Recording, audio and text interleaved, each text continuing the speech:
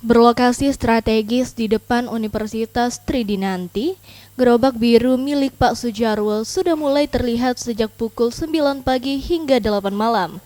Keripik singkong yang tertata rapi di dalam etalase kaca menjadi daya tarik bagi mahasiswa maupun pejalan kaki yang melintas di Jalan Kamboja. Pak Sujarwo mengaku telah menekuni usaha ini selama 1,5 tahun terakhir.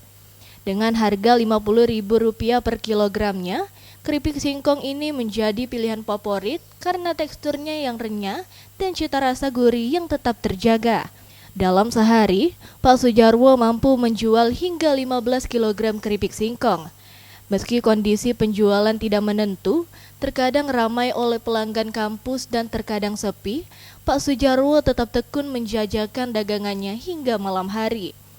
Kesederhanaan usaha keripik singkong di depan kampus ini menunjukkan bahwa cemilan tradisional masih sangat diminati oleh berbagai kalangan.